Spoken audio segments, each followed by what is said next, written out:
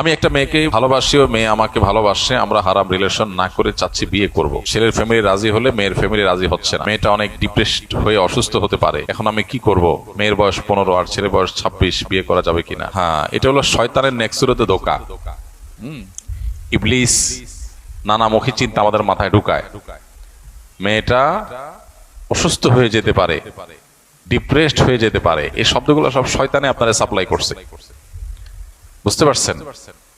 এখন একটা মেয়ে, একজন মানুষ, তার সুস্থ করে তোলার প্রয়োজনে আপনি তার সাথে পালায় বিয়ে করতে চাচ্ছেন, চুরি করে বিয়ে করতে চাচ্ছেন, এগুলো শয়তানি।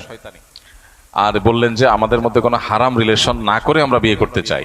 তাহলে হারাম রিলেশন না করলে এখন কি চলতেছে? এখন যেটা চলতেছে এটা কি বলে? হারাম হালালের সংজ্ঞাই তো আমরা অনেকে জানি না। অনেকে মনে করে শারীরিক সম্পর্ক করলে সেটা শুধু হারাম হয়, আর তার আগ পর্যন্ত ইটিস পিটিস করলে এগুলো মনে হয় হারাম না।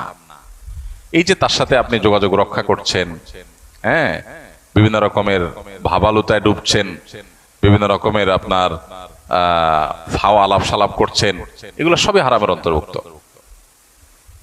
এই হারাম থেকে বাঁচার জন্য দুইজন দুই দিকে, একজন উত্তর মেরুতে আরেকজন দক্ষিণ মেরুতে, দুইজন দুই দিক ফিরে দিবেন দৌড়।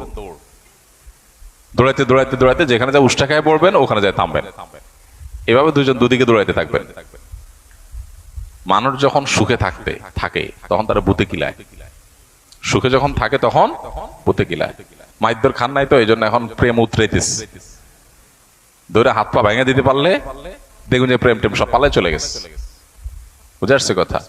এর মেয়ের ভাই যদি একটা ডাঙ্কু পার্টির লোক হয়, বড় ধরনের খুনি সন্ত্রাসী হয়, সকাল বিকাল মানুষ ধরে ধরে জুলা এই টাইপের মানুষ হয়, তো দেখবেন আপনার বাইন্দাও ওই মেয়ের কাছে আনা যাবে না। আপনি বলবেন প্রেমের গুল্লি কিলে আমি আমার জান বাঁচাই। এগুলো সব শয়তানি এবং 2 নাম্বারই। তাহলে সমাধান কি?